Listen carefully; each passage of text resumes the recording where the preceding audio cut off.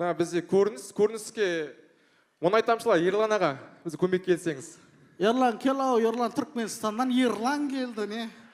Келау, Ерлан. Таш ауыздан Ерлан келіп отыр. Келай. Басқа Ерлан еді ол.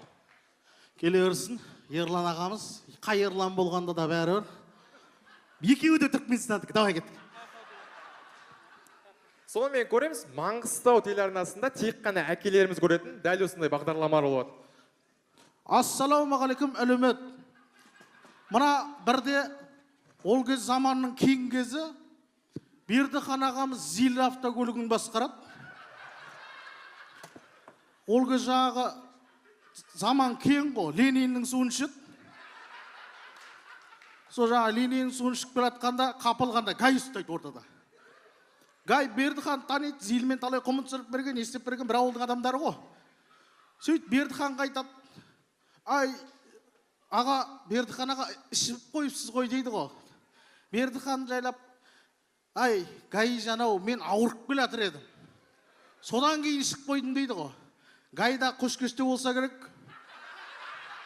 Гай айтады ғой, Гай айтады ғой: "Ай, Бердіхан аға, біз де ауырып отырмыз, екі адам болып. 2000 теңге берді, кете бершіш" дейді ғой. Сонда Бердіханның тапқырлығын қарашыш. "Ей, Гай жанау, сенің ауруың 1000 теңгеге де шешіледі" деген екен.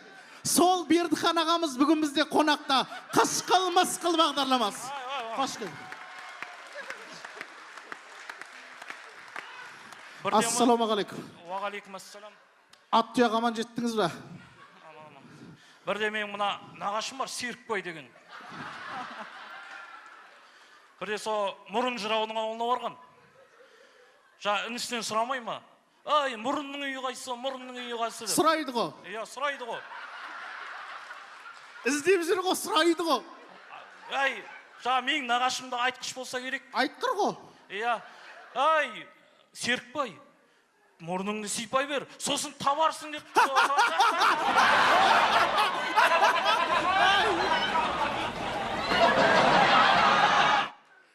Бірін айтып, біріне кетеміз. Мына шетпе жақта болса керек. Мына менің атын атама деп кеше. Ол жақтың адамдары айтқыш еді ғой. Иә, айтқыр ғой келең. Жаңаға кеше ойынға осында айтайын деген кезде маған айтты, атымды атама деді. Милиция, бір ауылдың үлкен милициясы ғой. Темекі сұрланып кететін ұқсайды. Бір жерлерде тапшан дейді, бір жерлерде нар дейді, шет жақтан нар дейді. Балдарын боқтап болған енді. Темекі күнде темекі сұрланып кетеді, күнде темекі сұрланып. Сосын тұрады да бір күн енді, мен адам ғой, милиция адам. Иә. Түнде өтірік ұйықтаған болып, темекісін бас жағына қойып жатады ғой бүйтіп. Өтірік құрылдап. Сөйтсе көрші жағына заводдан секіріп, көрші шайлап келе жатыр дейді. Енді темекіні ала берген кезде мен нағашым шап бер ұстаған қолына. Ана көршісінде дым қысылмайды дейді ғой. Пақ, милиция болсаң осындай болды өтірді.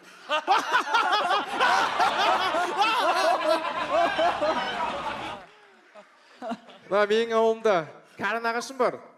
Сварщик қой. Танимыз ғой. Бірде соған бір кісі келіп сұрапты ғой: "Ағасы, осы темір сварки аласыз ғой" депті. "Керек болса сендей сваркилейін" депті ғой.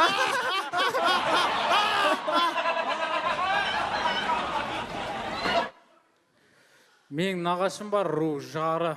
Танимыз ғой. Жан болады деген. Танимыз ғой. Қаяқтан танисың? Или ол емес пе екен? Соған үйге қонаққа шақырайын деп олды айтқыш жаңа. Айтқыр ғой. Звондаймын ғой. Нағашыге сені үйге қонаққа шақырайын деп едім. Ет асайын ба, палау пісірейін ба десе, не үйіңде бір қазан ба не дейді ғой. Бүгінгі біздің берілген уақыт өзіне таяды. Бізде бүгін қонақта болған Бердіхан ағамыз. Рахмет Бердіхан ағамыз.